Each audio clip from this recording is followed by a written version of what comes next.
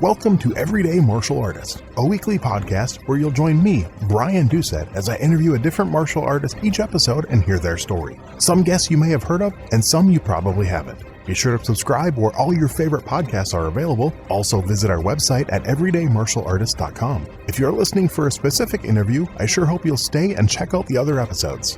A very special thank you to Topher Williams for our custom theme music. And now, the newest episode of Everyday Martial Artist.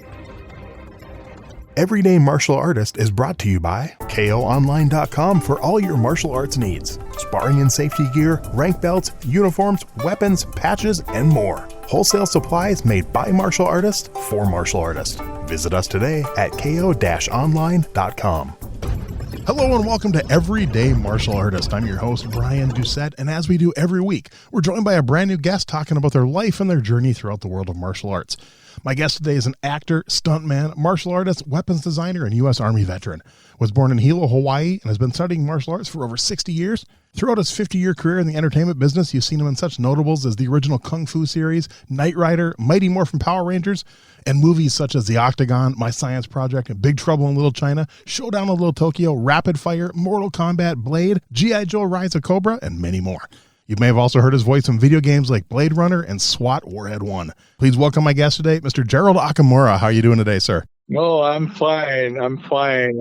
It's an honor for you to select me to be part of your podcast. So, yeah, I'm very excited. I truly appreciate it. I was very excited when William sent you your number and said you'd willing to do it. So I'm kind of excited.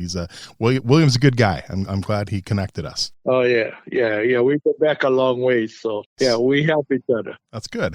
How we like to kick it off, I want to go back to the very beginning. I want to know kind of how your martial arts journey started. Where did that first spark come from that kicked off your interest? Well, the thing is, let's see, I started in Hilo, Hawaii. I started in judo about the age of 12, I think, maybe 13, around there somewhere. Small kid, getting picked on a lot.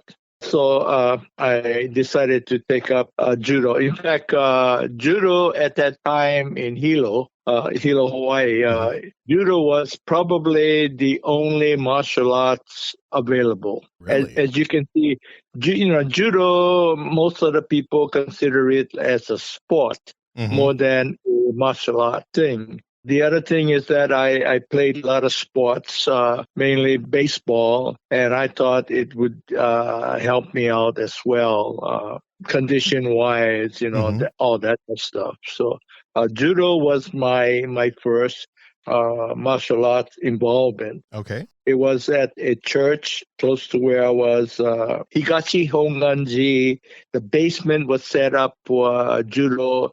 And in fact, later on, they used it for an Aikido class. Oh. And for some reason, listen to this. This is kind of catchy. The Aikido class was so secret at that time. This is, say 12 years. I was 12, so maybe 1952, around there. But they would not let any visitors come and watch the training. Really?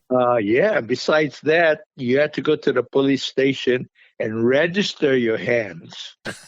They actually made you do that? Wow. Yeah, that was part of the protocol. Wow. But being not really a church member, but spending most of my time at the basement training in judo, you kind of find the nooks and crannies where you can kind of sneak in and kind of watch the training, you know what I mean? Oh, yeah. So, I kind of picked up, a little this and that, and, enough to kind of know, I would say the basic structure of Aikido. Okay. A little bit different from judo in a sense that you kind of use the momentum of the individual to your advantage. But again, getting back to judo, let's see, I only got up to a green belt. Okay. I entered one tournament, age-wise tournament in Hilo. Well, the funny part of all that was the only tournament I ever actually participated in, age group 12 to 13 division, age group division, I won the division. I won my Nice. first competition. Okay. And so, I was expecting a nice trophy, right? Uh-huh. Yeah, so, kind of standard, right? Yep. So instead of all that, the guy comes out with a aluminum metal suitcase. It was green in color. That's okay. Right. Wouldn't that Wow. surprise the shit out of you? Man, it did me. I went, a 12-year-old kid, and I'm going, hey, I expect a trophy. The guy says, well, age divisions, whatever contributions we have, we make compensation as the first prize. So Wow. that was my big time first prize green color aluminum suitcase. You like that, Brian? That's hilarious. Do you still have Yeah. it? No, I still have it. You do And have? the Oh, funny wow. thing, I still have it, and the reason for that is I kind of loaded it up with weapons. Okay. And early days when I used to go for interview, well, this now I kind of jump in the gun. Mhm. When I got into the movie business and all, I kind of went in as a martial arts stunt guy. Not really a stunt guy per se, right? Right. A martial arts actor. How's that? That sounds good, right? Yep. Anyway, I used to take a whole lot of stuff with me just in case. And the Ah. green suitcase was one of them. I also carried a black attaché case for some of my smaller weapons. And as we go along, I got stories on Okay. what I had in there Cool. that, to me, it's interesting. It's kind of funny. Okay. And, I hope the guys out there or the people out there, would enjoy the story that I want to share. I Okay. like sharing it because it's kind of fun in a way. Definitely want to get into some of those. So I want to back up a little bit to the judo. First of all, think back to maybe your first class in judo. You got into it because you were getting bullied. First of all, what made you want to stay in it? Once you actually started and went through some classes, what was it about it that made you want to stick with it? And then when you got to green, what made you leave? Okay, so the big deal about all of this was that it seems like the first thing they teach you is how to tumble. Mm-hmm. The next thing they do is they tell you when you fall, you kind of break your fall. So, all of these things, not only baseball, but I was playing, they had a league in Hilo. It's a 135-pound barefoot football league. Got Wow. it? Okay. Yeah. So equipment-wise, I'll tell you, Brian, it's kind of funny because whatever we could scrounge up or the team could scrounge up, the equipment manager had to scrounge up. We had those really, if you can picture the leather type helmets. Oh, yeah. Can you picture that? Yep. Yeah. Wow. I'm kind of older than you, but you got to understand some of the movies that you see, those guys kind of wear the leather type football helmet. Yep. So again, being part of the football, you get hit a lot, so you got to fall. Some guys, kind of trip you. You want to make sure you don't get flat on your face, so you kind of roll out of it. So, the judo portion of my participation in the martial arts was, I thought was really useful. In fact, I've made it a point that if somebody asked me, how do I start getting into the martial arts? Mm-hmm. And my thing is that, I would recommend judo only because you learn how to fall. You learn how to tumble. Somebody can throw you. I have experience later on in another type of martial arts that if I can get the guy off his feet an inch or two, he panics. Yep. He panicked because, this guys are all karate guys, kung fu guys. Mm-hmm. Most of those guys up and up, right? Up and up. They don't know the too much about the floor techniques. So you get them off their feet 2 inches, and then I'm telling you, they're like an octopus, right? They wrap their feet around you. They get their arms around. They don't want to get thrown, right? Mm-hmm. So again, this is one of those things where I thought judo for me was really beneficial. Okay. I can let somebody throw me, and it's almost like a counter for me to kind of roll out, and I'm on my feet again. Nice. Mm-hmm. Even if the guy kind of chokes up on the throw and kind of keeps me close to him, I know how I can break my fall, with my hand, the side of my leg, that kind of deal. Right. So, I wasn't afraid of anybody throwing me. In fact, sometimes if that was the only counter for me, I let them throw me, during my workouts. Mm-hmm. So again, I place a lot of emphasis on starting out in something like a judo martial arts. And then, with the judo martial arts, you have contact, right? Right. You're at the guy, so you have close contact. And, later on when you know how to punch, elbow, knee, you're right close to the guy, right? Right. So if you make a mistake and the guy throws you by chance, why not? I can counter him and I can roll and I can take him down with the roll, after he throws me. So, yeah. Okay. So that played a lot in the way I went about learning martial arts. Okay. So then why'd you only stay till green belt? Was there a reason you stopped, or was it a new style you picked up? No, it's not so much the style. I became more involved in sports. Okay. So it's really, like football, you stay in after school for training. So, by the time I get home and then get ready for judo, man, I'm getting kind of burnt out. Yeah. So I just had to. And in fact, it really didn't get to the point of cutting it off right away. I might, instead of 5 days a week, I might go down to 3. Okay. And then maybe down to 2.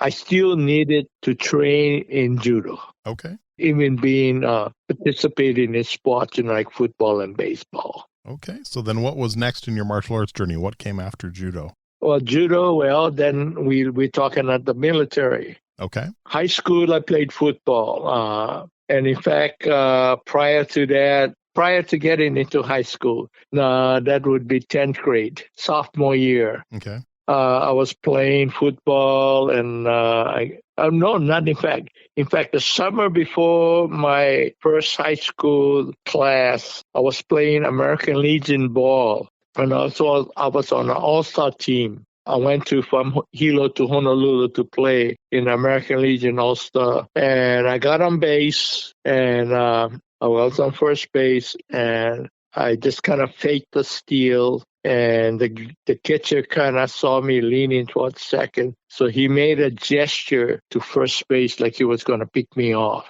And my spikes got caught in the dirt. I kind of wrenched my knee. And, back then, really, they didn't have the technology to actually see like a cartilage torn. Yep. So they take me to a hospital. It's a plantation hospital. And when I say a plantation hospital, it's a Quonset hut. Oh, wow. Yeah. Again, there's no buttons to call the nurse, that kind of deal. Right. Anyway, I go there, with an ambulance. I get driven to the hospital and they take an x-ray. Naturally, the x-ray don't show nothing, right? Mm-hmm. They don't show the torn cartilage. So they bandaged me up. And so I stayed in the hospital for maybe 3 days. And after the game, the team was going to stay in Honolulu and do a lot of sightseeing. So after the 3 days I got released, I joined the team, and then we did a lot of sightseeing. Okay. Went back to Hilo, and again, I was told to go follow up with a doctor there. And again, it was one of those, he put me in a cast. Oh, jeez. Yeah. Again, he takes an x-ray, naturally, no bones broken. So anyway, yeah, this story getting kind of long, but, it's leading up to something. Okay, that's okay. But again, it's one of those where I get in a cast. I get taken out of the cast after 3 months. I go to school in a cast and all that. And removing a cast, I find that I don't have the flexibility, a full range of flexibility on that knee. Mm-hmm. So my aunt was a nurse at one of the doctors, and she set me up with a specialist that came from Honolulu. Hilo didn't have much specialists. Okay. Yeah, it was terrible getting hurt in Hilo. I'm telling you. So this specialist comes from Honolulu once a month, and he'll do all his examination and all. I saw him. She stuck me in with an appointment, and took him 2 to 5 minutes, and right away he says setting up for surgery in Honolulu. Oh, wow. Just this specialist didn't even look at any X-rays. He just kind of flexed my knee and my leg, and he says, "Okay, you got torn cartilage. We got to take it out." Kind of deal. So again, I go to Honolulu for the surgery for removal of my cartilage. So again, I did play football. So to keep it kind of on a low tone, I tell everybody, I was a running halfback. Okay. Okay. I wasn't fast, but I was fast enough. And going back to the barefoot league, originally I told the coach that knew my father that I wasn't allowed to play high school football. And he came down to the field to watch me play barefoot. And right away after the game, he says, "Hey, tomorrow, first day of school, you're reporting to me. You're on the team." That kind of deal. Nice. Anyway, okay, so my first game, you're going to be proud of me, Brian. My first carry, my average was 7.8. Yeah, Not bad. Not bad. Mm-hmm. 7.8 average for a run, right? Mm-hmm. Well, the funny part to all that story is that was my only run. So I don't tell everybody that it was my only run. I say, my average carry in high school football, I said, I had like a mediocre run of maybe 7.8, and everybody went, "Wow, that's good." And I laughed to myself. I don't tell them, well, that was my only run. So that's good. That's kind of, and then, from that, I played high school baseball. Okay. Yeah. So that kind of covers the baseball part. Okay. So in 58, I graduated in 58 from high school. Okay. Okay. So now a whole bunch of us guys, at that time, they had what they call an all Hawaii company. Okay. So all the high school guys would sign up, and we would have a company of all Hawaii guys. Each platoon would be made up of people from the different islands. Okay. So the Big Island had a platoon. Honolulu, because it was so big, they had 2 platoons. Kauai had their own platoon. Maui had their own platoon. So that was the big deal. And naturally, I was in the 4th All Hawaii, and this was in 1958. Okay. Going through basic and getting assigned. I went to school. At that time, if you volunteered, they would guarantee your schooling. So I signed up for aircraft mechanic. So I went all the way to Virginia for my aircraft fixed wing mechanic schooling. Mm-hmm. And lo and behold, I got shipped back. In fact, I got my basic training at Fort Ord, California. Okay, so from Fort Ord, I went to Virginia for my fixed wing aircraft mechanic. And I thought our class was going to go to Germany because the first class in front of us all went to Germany. And when the time graduation came and we got our orders, and it said Fort Ord, California. So I got shipped back to Fort Ord. Okay. So, okay. So I thought I was going to be stuck at the States during my 3-year duration. And 13 months before my discharge, I got an order. Hey, you're going to go to Korea. Korea was a 13-month hardship tour. Okay, so I go to Korea. I'm in KMAG. It's a military advisory group. It's kind of like being in the aircraft business there. It's almost like working at an airport. Mm-hmm. It's kind of on the high-end side for this K-Mag group. And what we do is we work at an airstrip and we transport people different places. Now, I was stationed at K-46, which would be Wonju. I can't tell you exactly where it's Wonju. Mm-hmm. All I can say, if you look at Seoul, you stand in Seoul, it's due east, 55 nautical miles due east of Seoul. I can tell you that. Okay. That's what they told me. Anyway, when I got to K-46, right away, we were separate from the compound. Our strip was like about 4.5 miles away from the compound. But visiting the compound for PX privilege and picking up liquor and all that kind of stuff. Mm-hmm. And I found out that they had a Taekwondo class. Okay. So I signed up for that. I signed up for a Taekwondo class. I think we were going I want to say 4 or 5 days a week. Wow. I mean, okay. Yeah. So that really was my first contact involvement in karate. Okay. More than judo. Judo was the other thing that I kind of fool around with. And how was your view of, coming from a judo background, what was your first thoughts of Taekwondo? It's obviously very different. Again, you look at the karate side of the martial arts. Hey, now I can use my feet, man, not only my hands.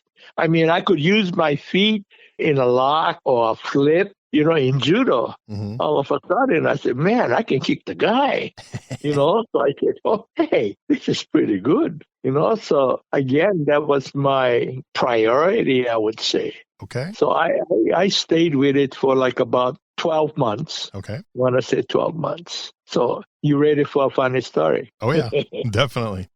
Yeah, so now listen good now. The general for the Rock Army was a high-ranking karate master. Okay. I can't even remember his name. I have to apologize to mm-hmm. you and your audience, but he was the highest ranking general. And one day my instructor was Major Park. One day, I'm still a white belt. This is really early in my training, maybe about 3 months. And he says, okay, we got invited because they have the general is coming down. So the closest rock facility, Republic of Korea mm-hmm. compound was close by to our airstrip. So one night I go to the compound for training, and the major says to us, okay, this Saturday, we all got invited to participate in this ceremony for the general. So he says, okay, all of you is going to be doing something. What? I don't know.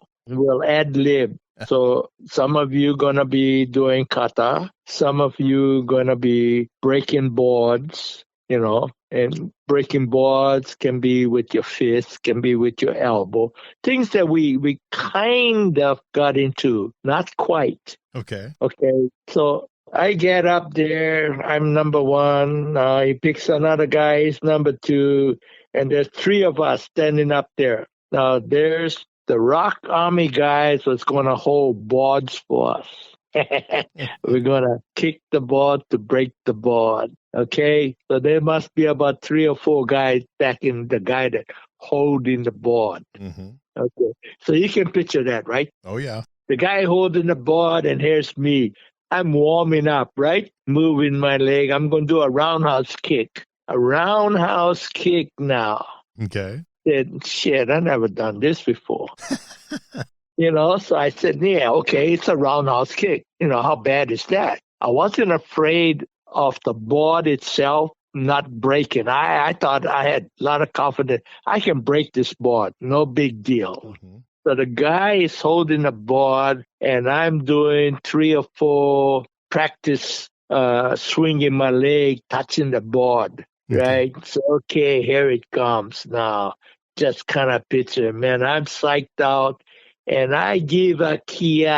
Yeah! And I swing my leg. And then, you know what happened? What happened? My baby toe hit the board on the bottom portion. Oh. my ball of my feet hits the guy that's holding the board in the groin, and he falls. And I went, oh shit! Dang. Yes. Yeah, and now I'm apologizing to the general, right? The general is there watching this demo. Mm-hmm. And so naturally I said, okay, get me another guy to hold the board. And nobody wanted to hold the board for me, you know? I said, okay, the guy comes, grabs the a board. And then I said, okay, can you lower it a little bit? I go there and I kind of lower the board and I do the whole routine again, adjusting the kick and all that. Give another ki and I break the board. Nice. Bow to the guy, bow to the general. Man, my head must have been about a 10-foot diameter. You know what I mean? My chest was out there, man. I stood up like, after embarrassing myself. And then, so that's my story contributing to this, my training in Taekwondo. That's awesome. Nice. So I ended up getting out of there with a brown belt. Oh, wow. And, I kind of figured it went white, brown, black. Oh, okay. With no stripes, not like before. Like today. Before they added all the colors. So. Yeah. The color belts, but everybody, like I see a lot of Taekwondo schools. The white belt has like about 10 stripes, so 2 months, you pay for something for the first stripe. You go another 2 months, you get another stripe, you're paying. Everybody's paying for rank, and I don't believe in that. You earn the rank. That's my present to you. You earn your belt, you earn your stripes. You don't buy your stripes. Yeah. Not from me. No. Not for me. There you go. I like that. Make it a big point on that. No, that's okay. That's good. Nice. So then you said you're there 12 months, earned your brown belt, and that was the end of your military career. Then did you move back home then? What happened then?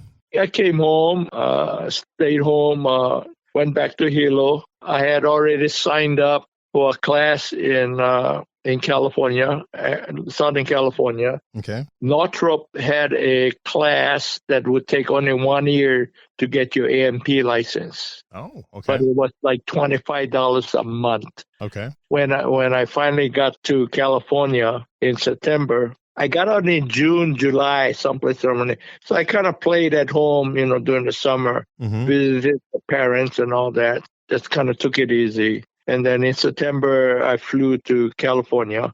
It was in the Inglewood area. I'm not sure if you're familiar. Yep. I just throw names around. You just kind of nod your head. You kind of nod. I know where Inglewood is. Yep. I lived in Southern California for a year, so I know the area.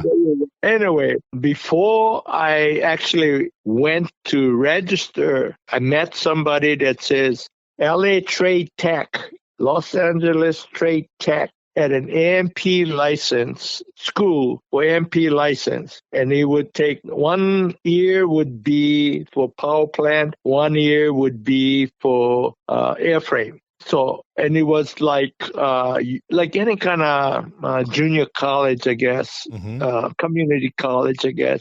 You just pay for the semester, $12 for the semester, right? Yep. Something like that. Okay. I kind of went that route because when I came up, I didn't have any money. At that time, California had some kind of program going. If you were in school, you didn't have to look for a job. You would get your unemployment check every week, as long as you hold a C in school. Oh, so that's kind of that's kind of where I went, and I never got to Northrop. I do still have a deposit there. But again, that's kind of where in between my martial art involvement. Mm-hmm. So how long were you in California before you picked up martial arts again? Oh, again, going to school. I got my power plant license in 1 year. I was going for my airframe. I got through at least a semester Then I found opportunity to work for Douglas Aircraft Company. They had a program going on for jig and fixture builder. I don't know if you know what that is. Nope. Jigs and fixtures kind of put together stuff to build the airplane or a missile. So some is a fixture that you put parts in there and then you either rivet it or you weld it. Okay. So you have a weld fixture, naturally you do the welding. Right. You know, a jig might be something that you would put parts in there anyway.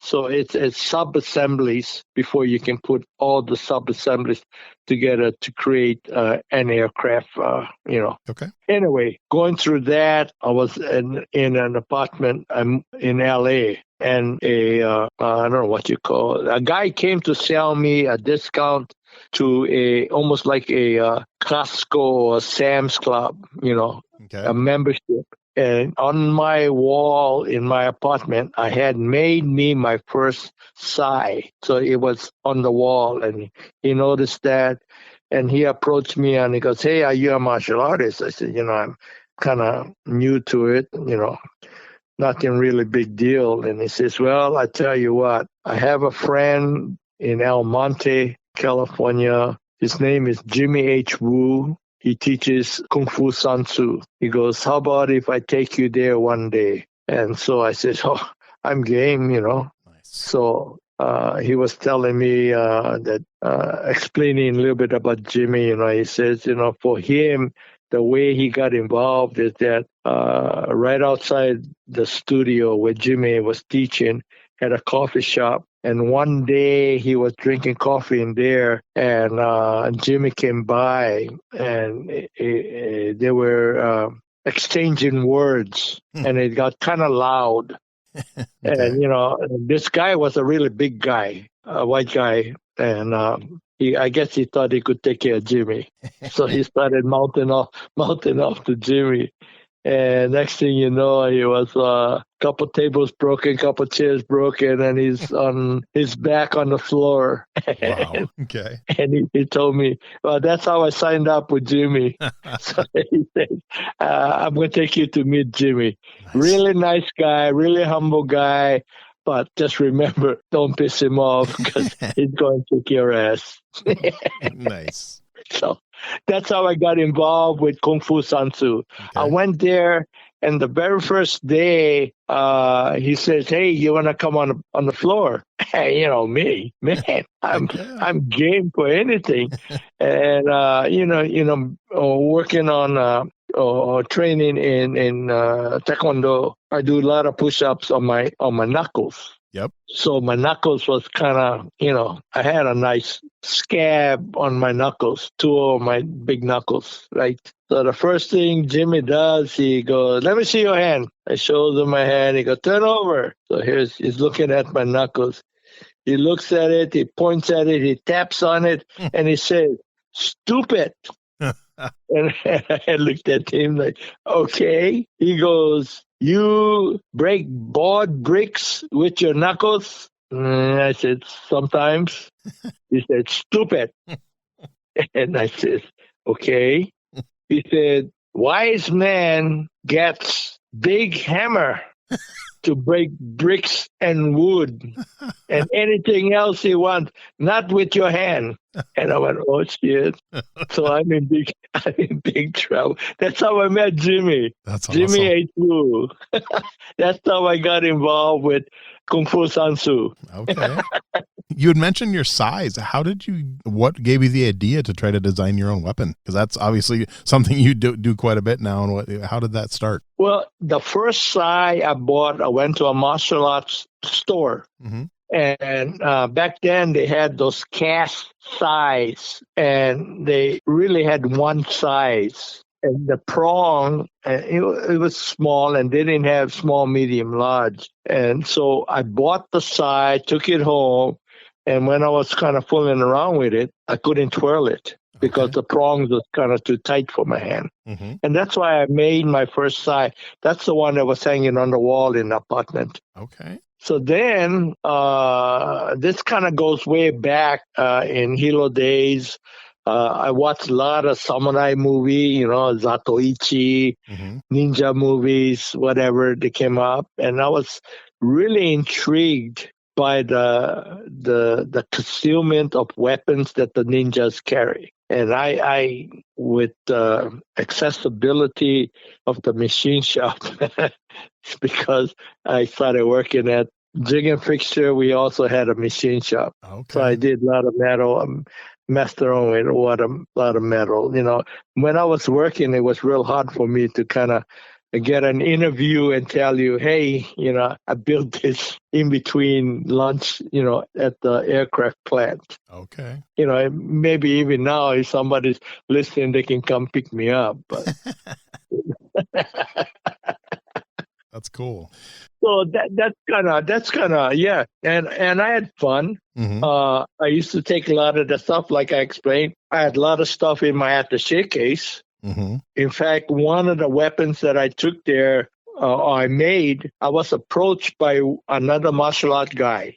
He was training females when we had, I'm not sure what year it was, but they had a serial, I want to say rapist around Southern California. Okay. I don't know if you remember that event. No. Anyway, he approached me one day and he says, hey, come over. I got to talk to you. So I said, yeah, I'm coming over. Whenever anybody invites me and says, hey, I want to talk to you about some kind of weapon, maybe you can come up with, I'm there in 2 seconds, right? Just give me an idea what you're talking about. So he goes, okay, females are getting raped by the serial rapists, along Southern California.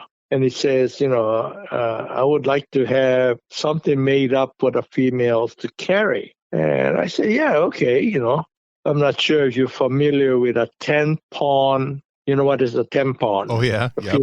Yes. Yep, okay. We're on right track then. Okay. We used to have that plastic container that would house 2 of the 10-pawns. You familiar with that? Yep. Maybe not. Oh, good. If you are, that's good. So I get that container. Okay. So now I put some epoxy on the bottom portion of the plastic container.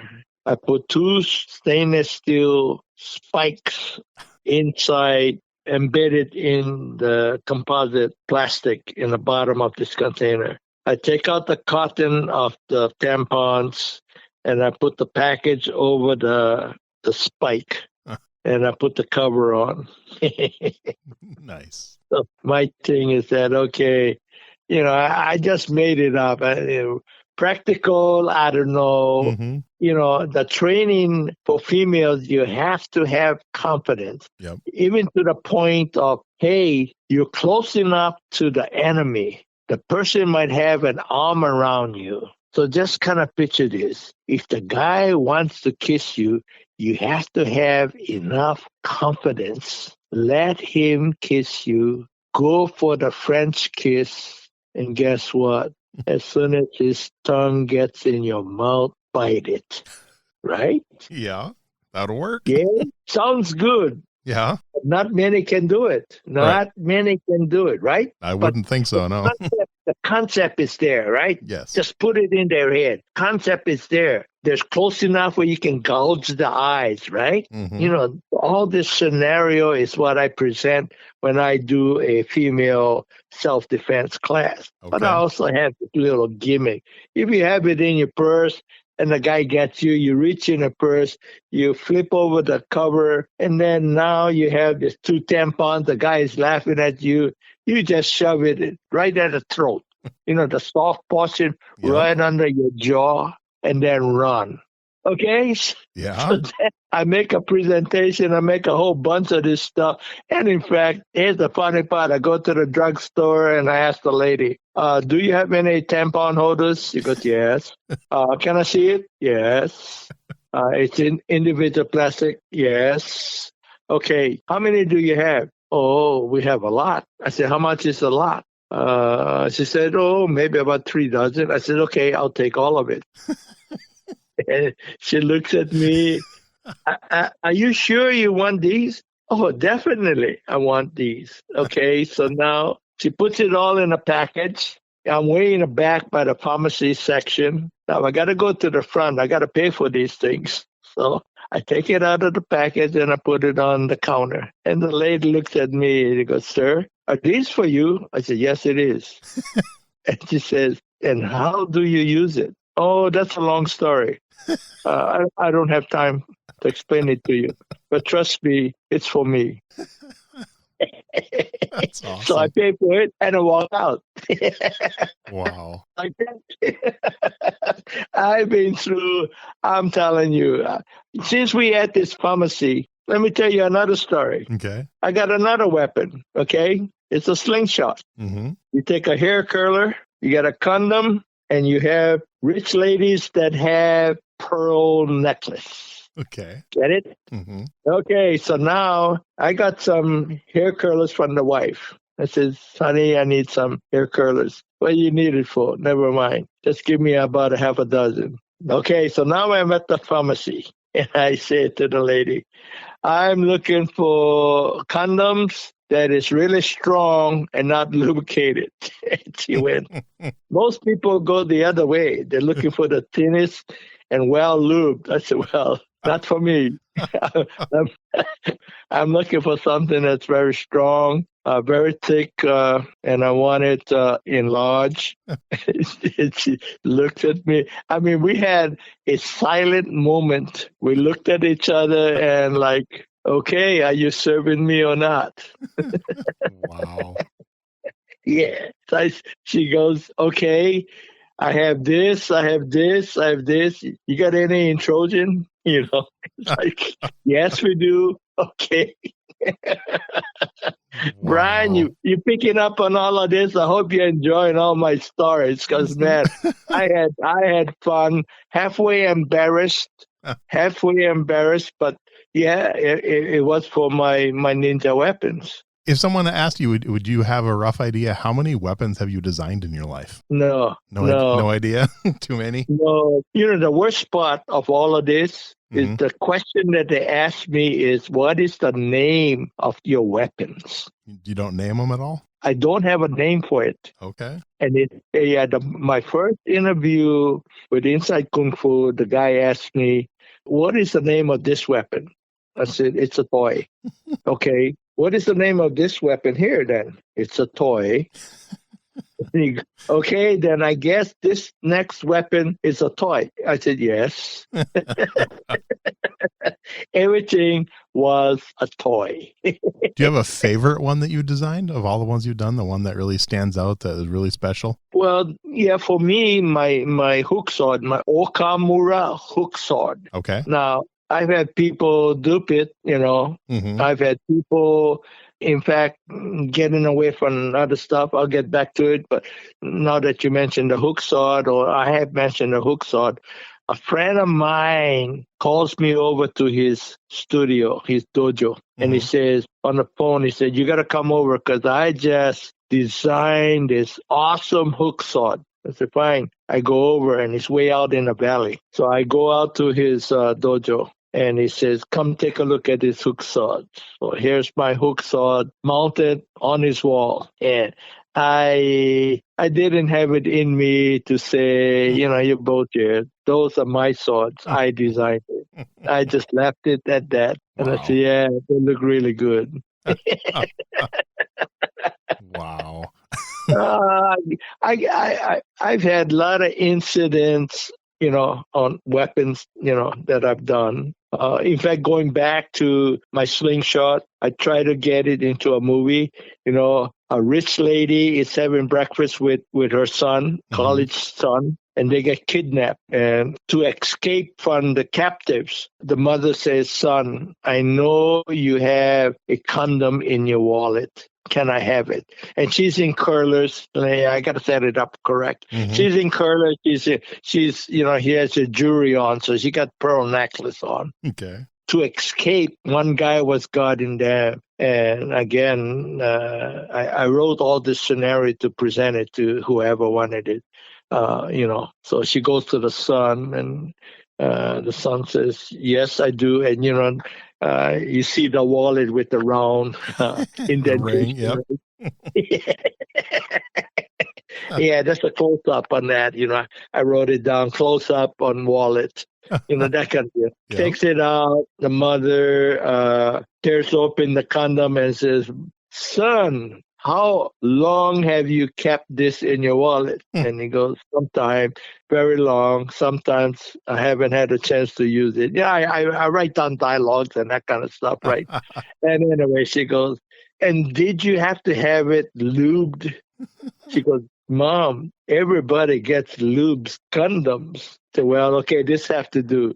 So she takes a hair roller out of her hair and she inserts the condom in there, pulls off a pearl, breaks off one pearl, puts it in as ammo, shoots the guy. You like that? Wow. That's awesome. I can go sidetrack everywhere you go, and That's good, Brian. though. So get me back on track. All right. So what led to Hollywood? How did your career in Hollywood start for you? Okay, so training with Jimmy H. Wu in Kung Fu Sansu in El Monte, California. Okay. One day, Jimmy H. Wu calls me to his desk. I'm in there early, usually. I'm the first guy there besides Jimmy. Okay.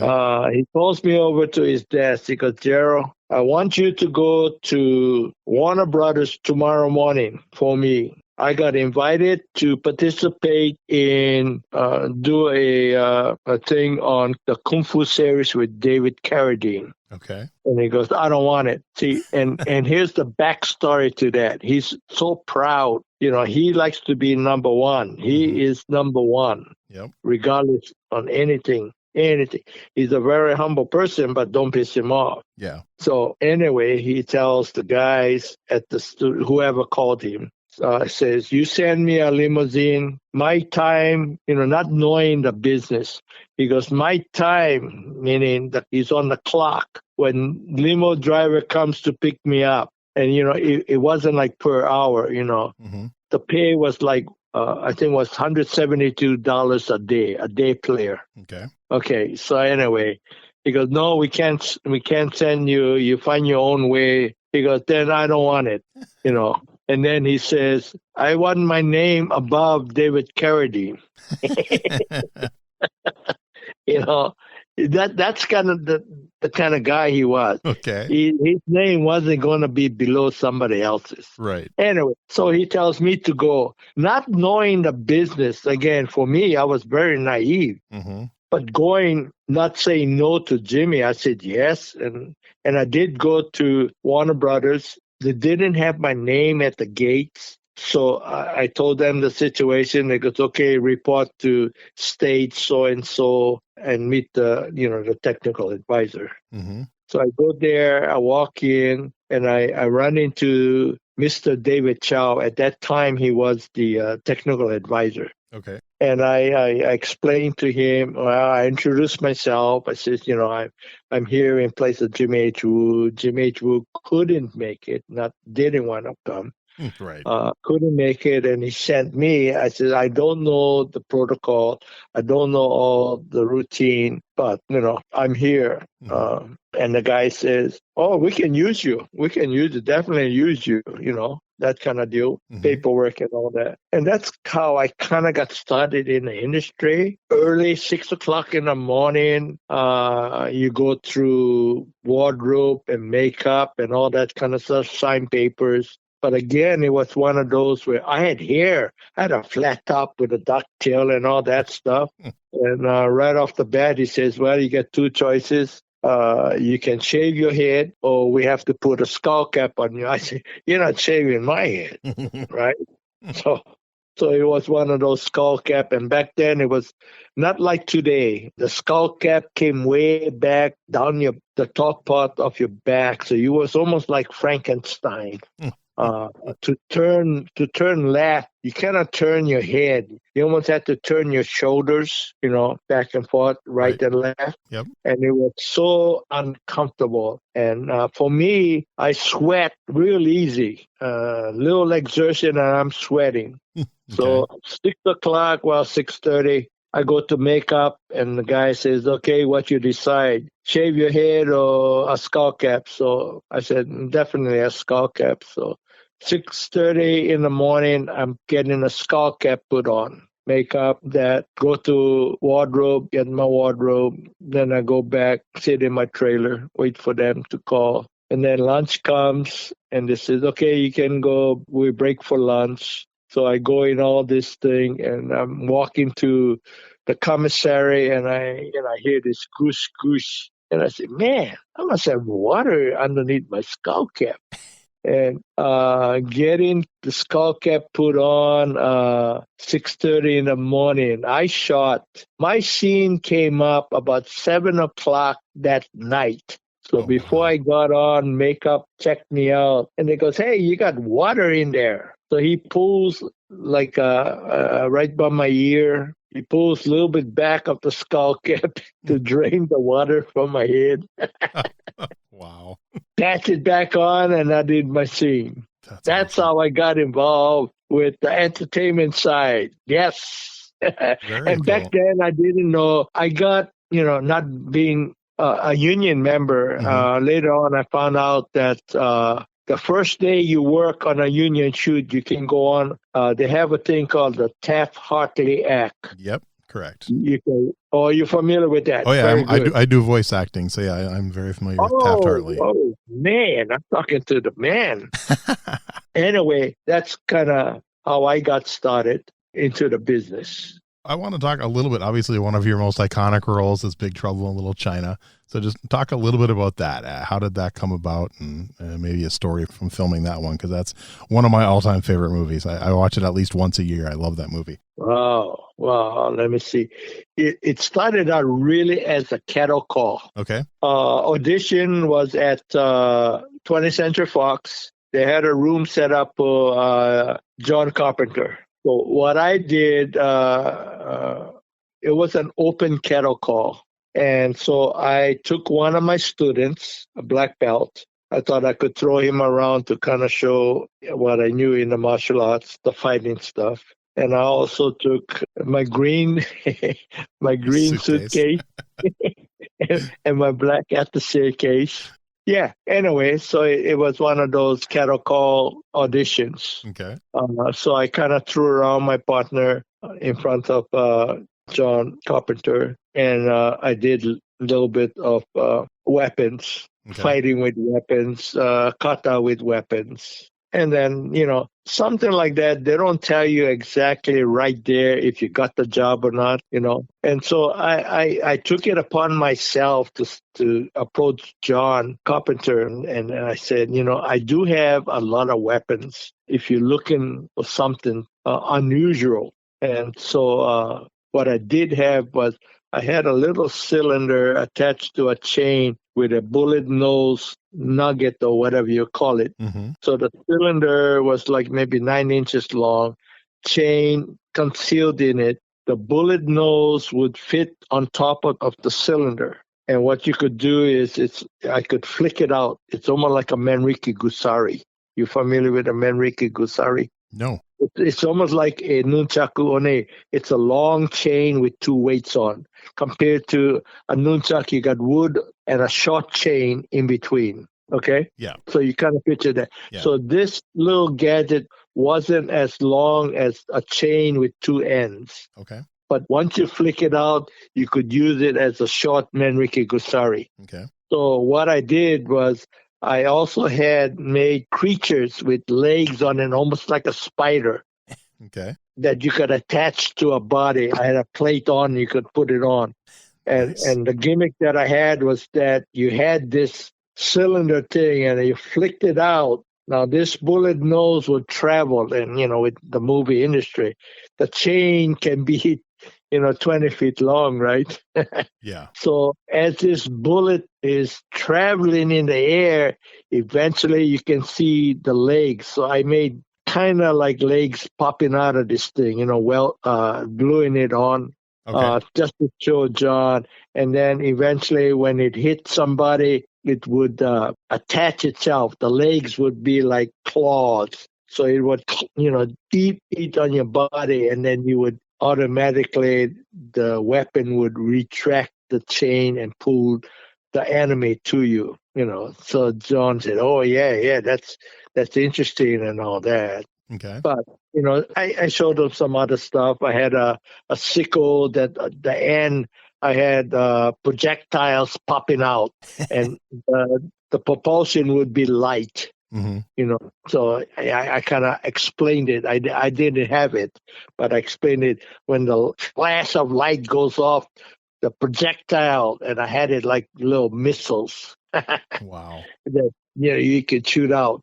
One of them would be an explosion, and the other one for a comedic relief would be it would hit the guy in the stomach, but the projectile is loaded with gas.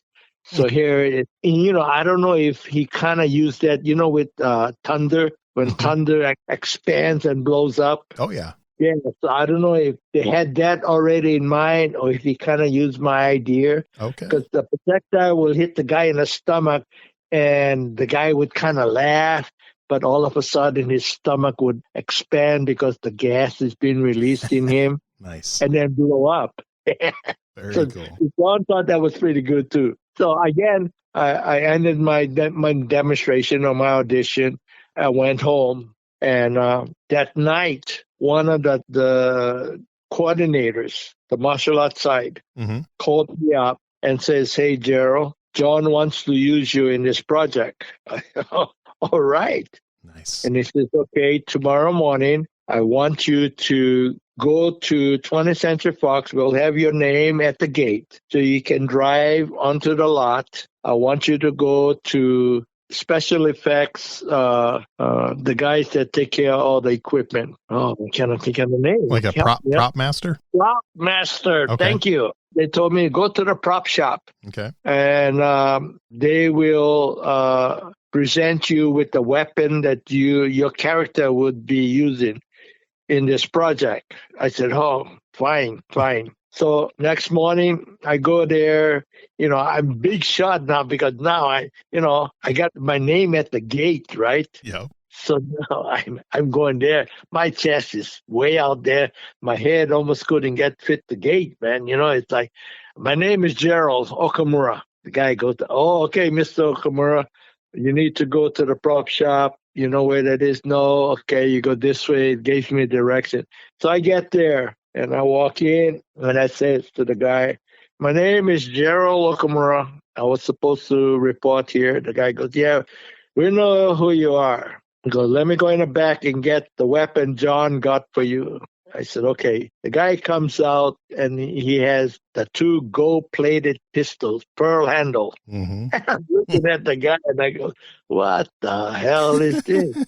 Right? I mean, wait a minute. This is a martial arts stuff. But it says, "Okay, these two guns are yours for your character." And the assistant comes and goes, "Try the holsters on." The holsters fit me perfect. Nice. Perfect. Yeah. And I heard, now I'm not real sure of this, but I heard that renting those guns, the holsters and the guns, like $1,800 a day. Wow. Because they got it from personal person.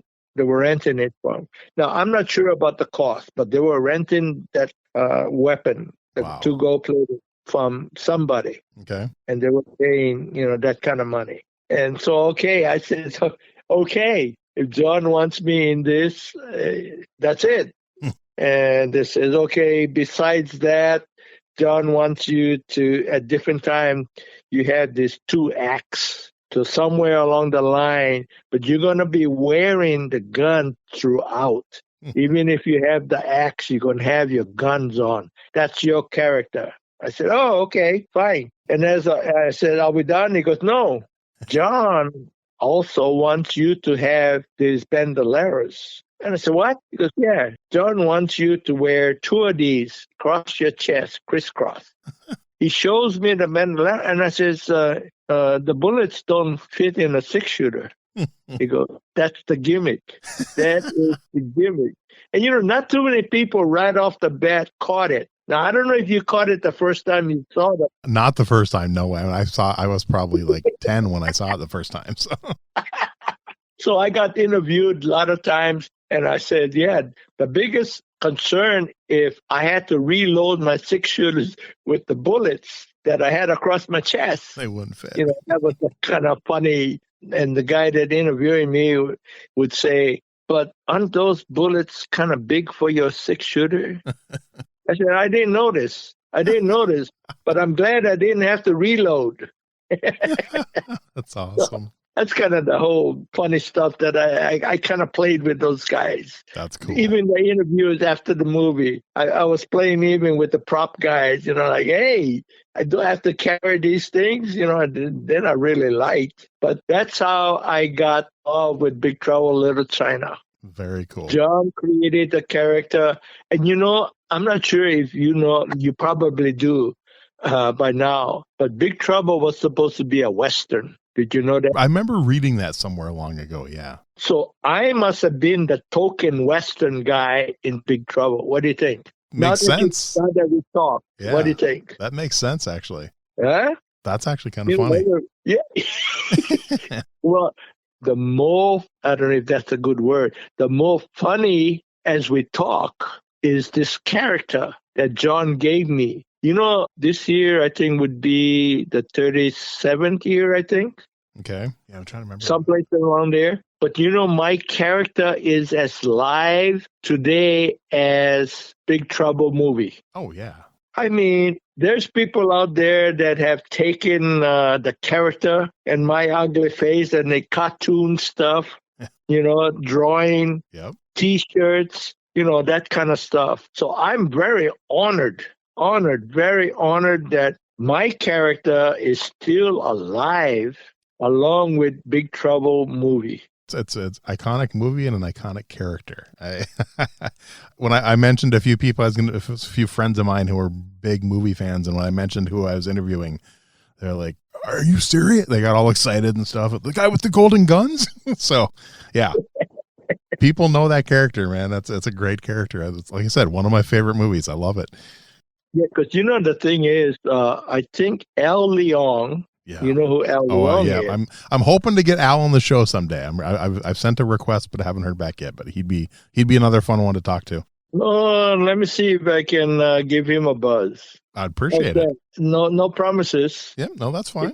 But every once in a while, I talk to him. Okay. We chat and kind of BS. So yeah. Let's put that on the side. Let me see what I can do. Okay. But anyway, I thought when we were shooting, because really, Al Leong was never included in the first audition. You know that? No, I didn't know that. Yeah, Al was the one that told me, and I don't know if there was some indifference with the martial art coordinators. Okay. Plural. I don't know which one that he had some problem with, but it was John Carpenter, according to Al Leong. Mm-hmm. What that approach? Al Leong was working as a crew member on the set or on a set or whatever. Okay. And John approached him and he said, "Why didn't you come for the interview?" And Al says, "I wasn't invited." Wow. And John says, "Would you like to be part of the project?" And Al said, "Definitely." Nice. So I think Al was a hatchet man, or the hatchet, they call the Wing Kong's hatchet guys. Mm-hmm. But I think John had the intention, because Al really had a bigger part than my character. Mm-hmm. See, my character was one of the small guys, that just kind of lit up. The initial fight when I started the fight in the alley, I think had something to do with it. Yeah. John, getting back to John and me and the character, one day he, for lunch, he calls, before we broke for lunch, he goes, "Hey, Gerald, how about you and I go back to the alley with a camera guy, and I want to just shoot you a single." And all right. When they talk about singles, that's a close-up, right? Yep. I was jacked. Oh, man. Nice. I said, "Oh, you're right." So we were actually shooting that scene to start the fight in the alleyway. And right off the bat, he goes, "Okay, this is what I want you to do. Can you do some kind of kata in preparation before you draw. And I said, can I? I'm going to milk this, right? It's not going to be, some quickie thing and I go draw my gun. So that's why I came up with that wide circular gesture, Wow. I didn't want to go too long. Mm-hmm. I figured he could cut it off, but that's how I got into all of that. Okay. And then John says to me, you watch enough Western. Before the guy draws the gun, doesn't the guy kind of twitches his finger on the butt of the gun, right? Yep. You know what? The guy kind of touches the butt of his gun. Oh, yeah. So John said, I'm going to do a single on that. I said, okay. And that's how that scene got put together.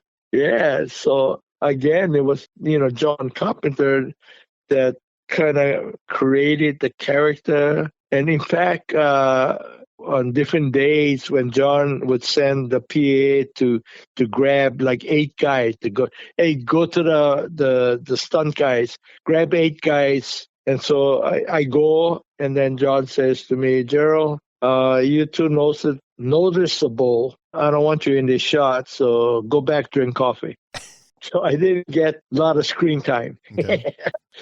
On one side, it's good. On another, so it's kind of like when he said that, I felt kind of good. Like, okay, I wasn't feeling bad, not participating in more fight scenes, right. In all your years of martial arts training, is there one philosophy you've learned that you just think is super important, that you keep coming back to it, it's at the top of your list?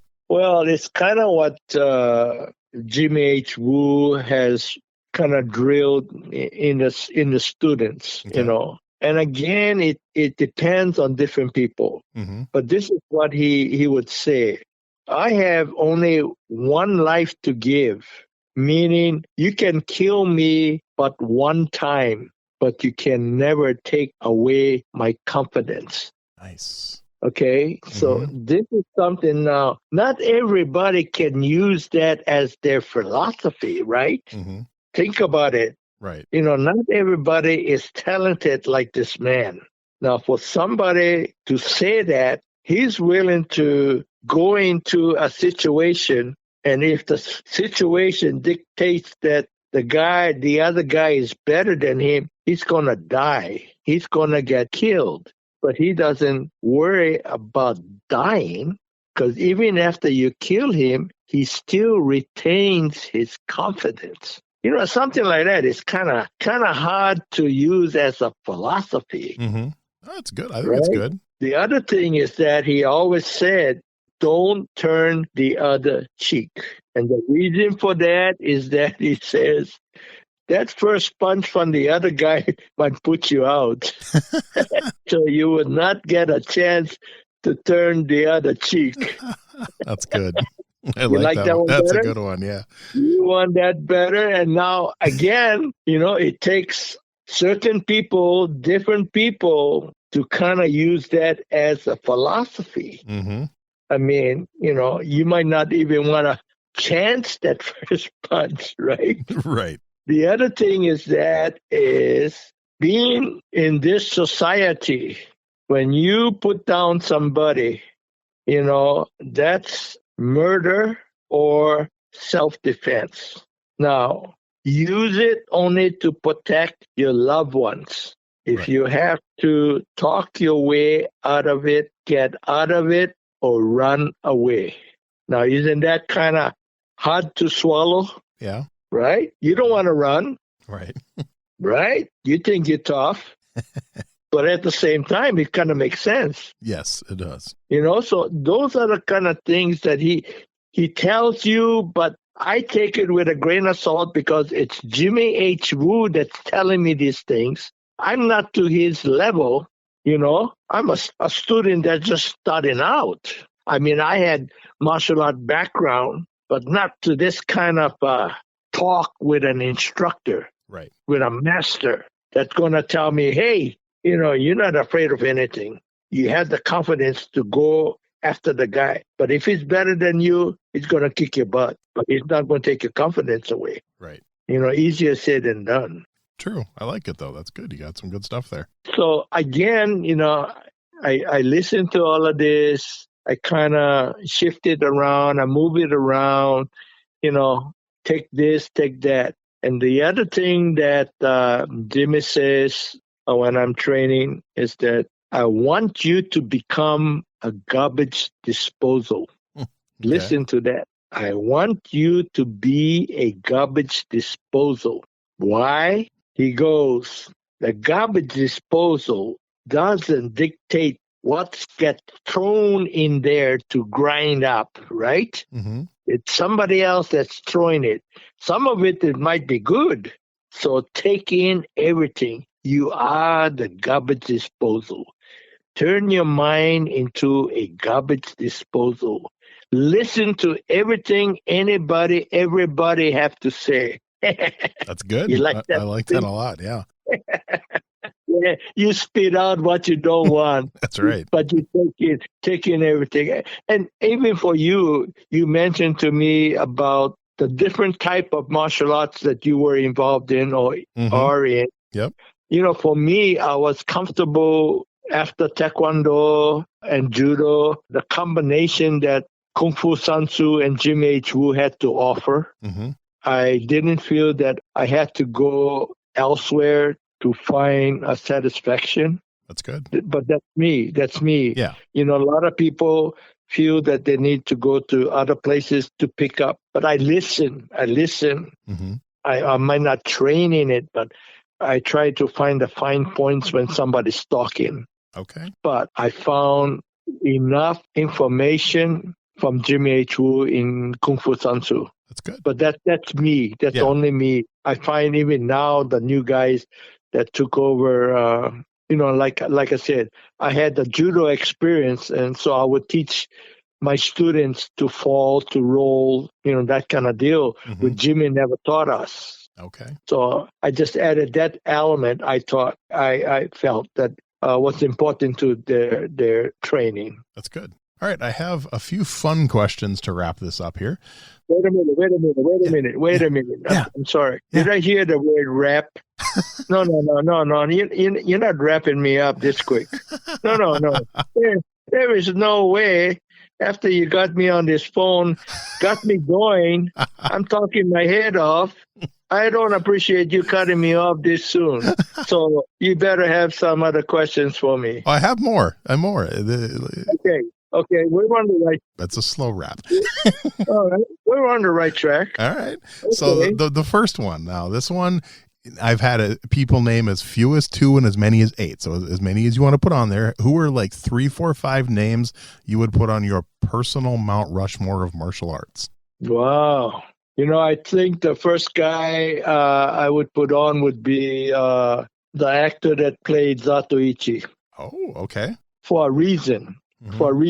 He was a gambler, right? He was a Yakuza guy, but the other side of the coin, he was very humble. He was very compassionate. He always helped the less fortunate. So he would be one, so Zatoichi is one, and I told you why. Now, Jimmy H. Wu, for whatever reason, because we had a breakup, a sort of a breakup. Oh. Yeah, but I would put him up there only because the way he taught me was kind of wide range, and the spectrum was endless. It's almost like you can still come up with your own combination. He kind of put that in my mind. Nice. And I don't think a lot of his students caught on to that portion of his training. Okay. Maybe they did. Maybe I'm wrong, but I received sort of reading between the lines. Whatever he had to say, whatever he taught, I kind of broke it down to really understand the lessons. Okay. So he would be another one up there. Oh, Lone Wolf Ogami. Now, he would be another one only because of his, I would say, skills in protecting himself and his loved ones. Okay. Yeah, he would be up there. I think you would have expected me to say Bruce Lee. A lot of people say him, but not everyone. Yeah, and I'm one of them that says no. I respect him. Mm-hmm. I respect him very much for what his accomplishments and in the martial arts, coming up with his own martial arts. Okay, but I would not pick him as one of the guys in Rushmore. Okay. Oh, that's kind of a tough question. That the rest of the guys, I respect all of these guys. I really respect the guys. But more so at one other interview, guy kind of asked me the same questions, like almost along the same line, like heroes. Okay. My answer to him was that instructors, martial art instructors, the good ones, the legitimate ones, no names, just their tenacity, honesty, humility, where they would teach not for the money. You know what I'm talking about? Old school? Yeah. Old school martial art instructors, wasn't rich. True. They would teach their students to become good citizens, respect your elders, all that stuff. Mm-hmm. Be honest, trustworthy, all those fine words. But at the same time, the biggest word in there was humility, right? Right. You cannot be a good instructor if you teach with a chip on your shoulder. That is true. So there would be a blank statue of a person up there with no face, because they would represent all of the legitimate instructors. I like that. So that's kind of, wraps up, that question. Okay. I don't know if I kind of answered your question or not. You got to tell me if I'm off track or not, You can shout at me. Oh no, that's great. That's actually a great answer. A question I just thought of. I still have more to get to, but one I just thought of. So you were in Southern California in like the 60s and 70s. Did you ever do anything or cross paths with Ed Parker at all? No. Really? No. Okay.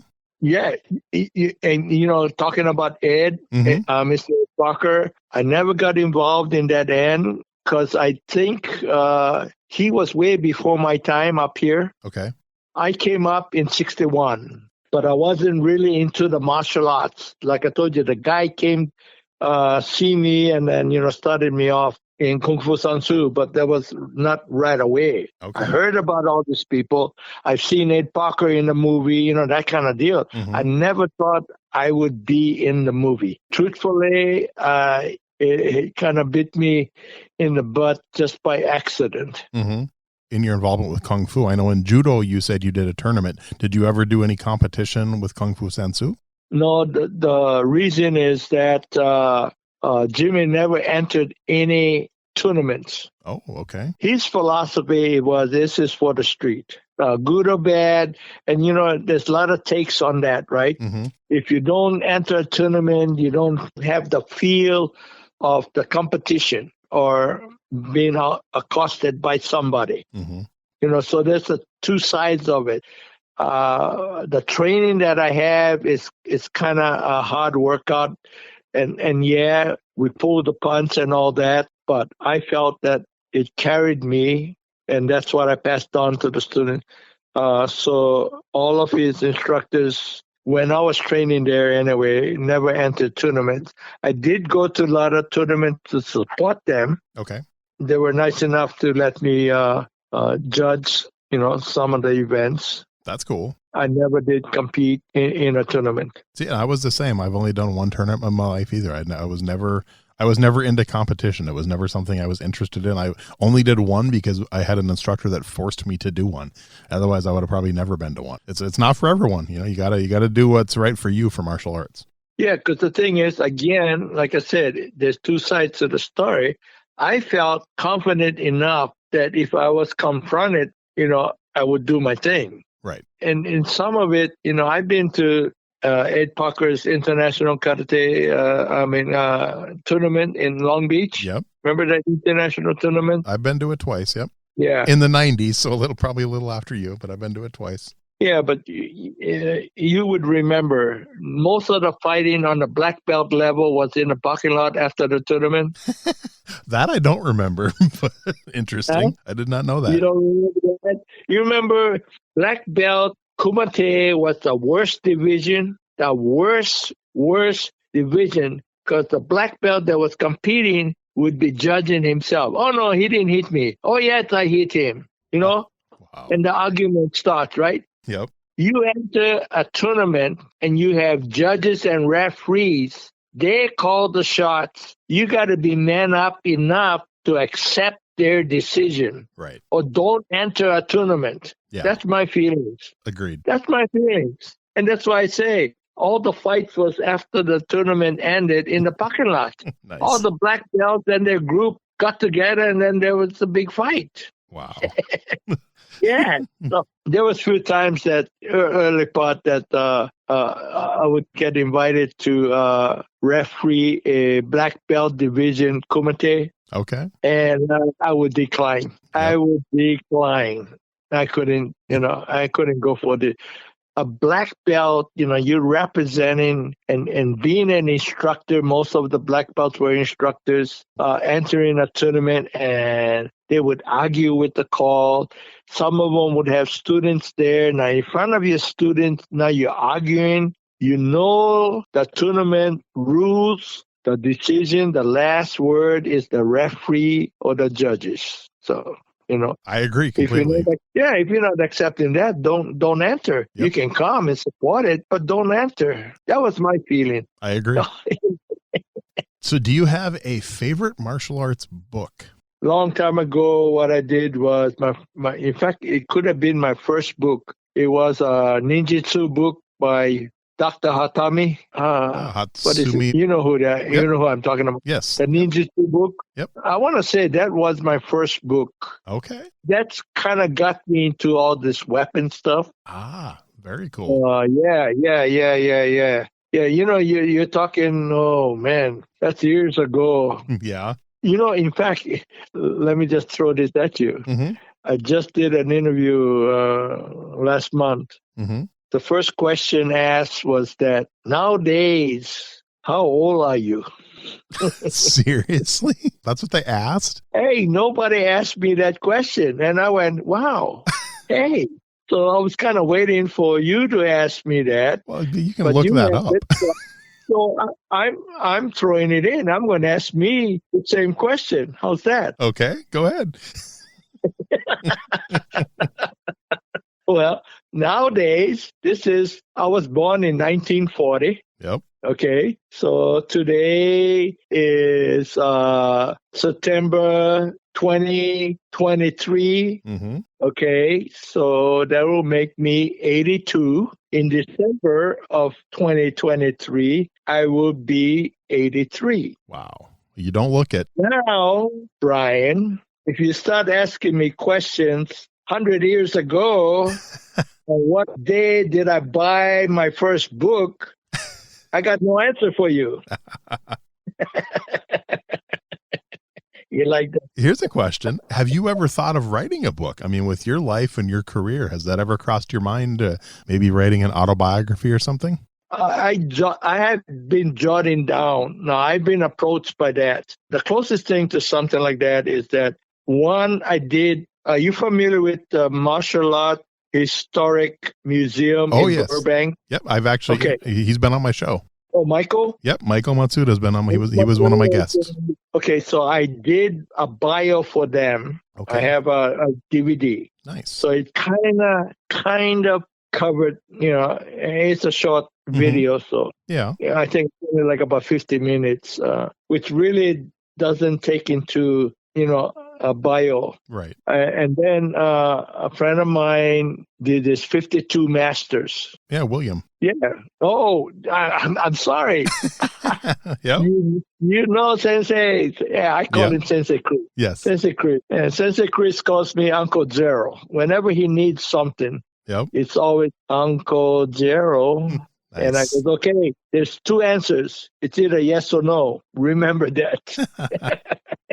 But he did the 52 Masters, and he included me in that, and that carries a little bit more. Now, I was approached by another person that wanted to do something like that, something like the bio, because, Al Young has that story about him that took like about 4 years with about 4 different directors. Yeah. But yeah, my idea of shooting a bio DVD kind of deal, I like that idea. But I was telling this guy, I'm looking at maybe 4 volumes. Nice. I'm not looking at, say, like your interview going to cover maybe an hour and a half, maybe longer if I keep talking, if you allow me to talk, that kind of deal. But I enjoy sharing. I really enjoy sharing it. So when you also mentioned about one of your guests that took hour and a half before you got your second question in, I'm in good presence. That's right. That's what I like. Well, I tell you, if you ever do a book, I will be one of the first ones to buy it, because I'd love to read that. It'd be awesome. Well, if you might invite me again for another interview, we might get some other portions of it, and we can join that into being a bio. I've had a few people ask about coming back on the show for a second interview, so I might look into doing that for some people. That might be fun. Well, we'll just see how many people enjoys the interview. If it's lousy, then I know that you're not going to invite me for the second try. No, I think they're going to love it. So don't get ahead of the game.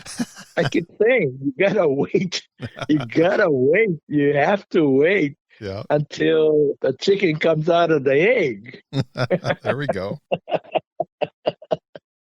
I'm enjoying it. Brian, I'm enjoying this. That's good. All right, so this question might be a little tough for you because you've done a lot of TV, so you can't pick a show that you've been on. Do you have a favorite martial arts TV show that you haven't been involved with? I haven't been involved with? Yep. Oh.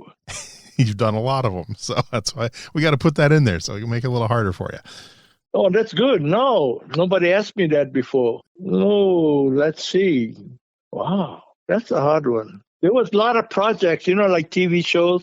Like I know Chuck Norris, but he never invited me to do Texas Ranger. Okay, fun show. Okay, and the show he did with David Carradine. Oh, that was a movie, though. That was Lone Wolf McQuaid. There you go. Yep. That's the movie. Yep.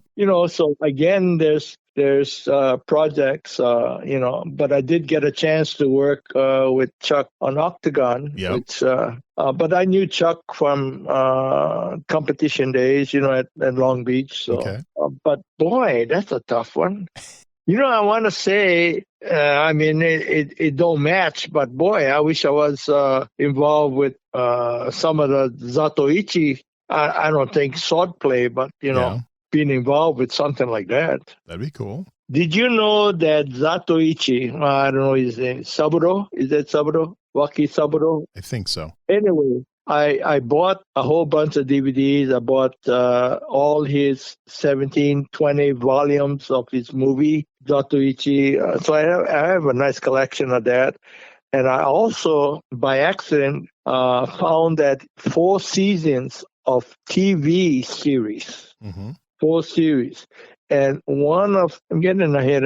I think I bought a book set also. I had the individual volume 1, volume 2.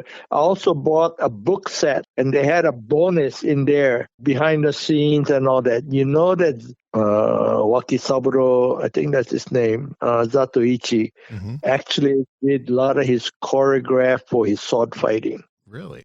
He did. Yeah. I was surprised. I thought somebody else was doing all this choreographing for him, but one of them that they had shown is that when he draws his sword, when there's an opponent, before the guy draws his sword, or he draws a sword and raises it to slice, cut him down, he would grab the handle of one of his swords and then with the butt of it kind of thrust it in his stomach and then follow with a cut, pulling the sword backwards kind of deal.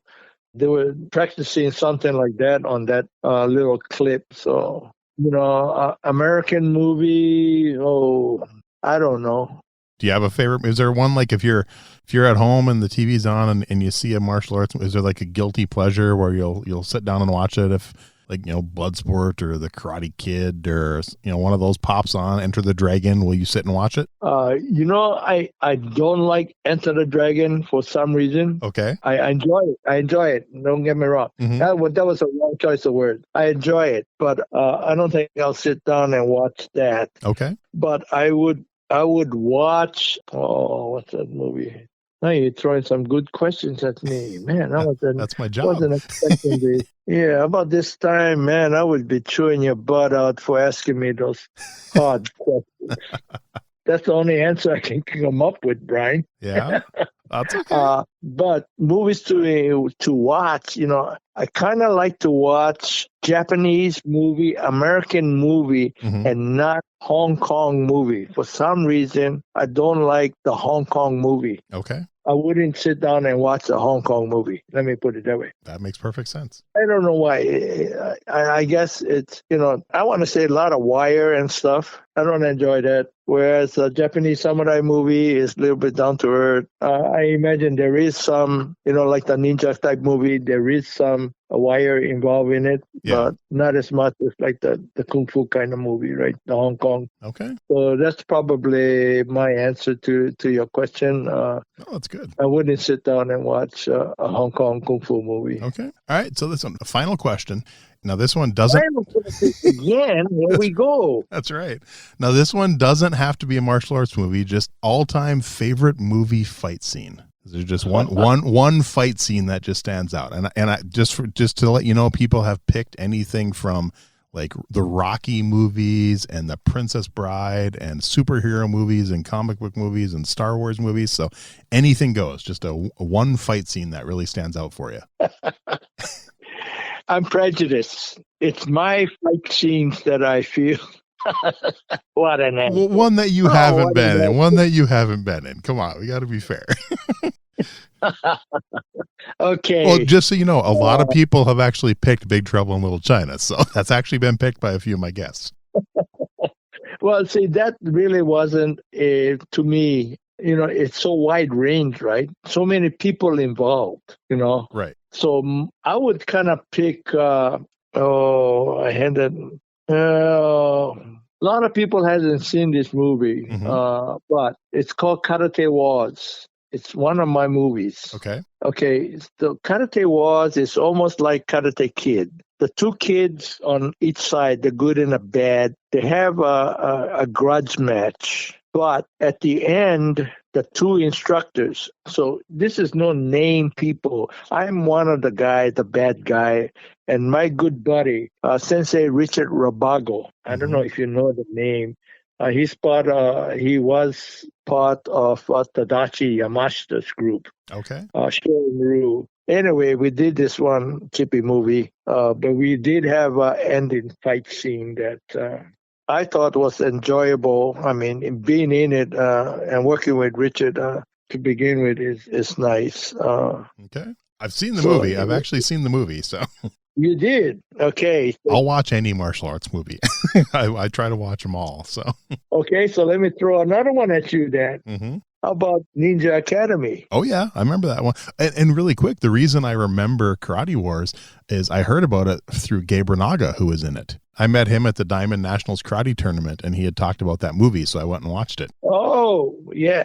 Again, it's to me, it's not one of those high class, what you call, but again, for me, with all the friends, with students that were in it. Yeah. These kids, so for me, I was duping and giving them, they didn't get their copies. So I was trying to get them copies. Okay. For them, being not right away, kind of later on in life, so they can see themselves as kids. Nice. And that's a kind of flunky answer, but that's okay. That's some good answers. I'll kind of stay with that. I mean, even Ninja Academy, that fight that I had with the other instructor, mm-hmm.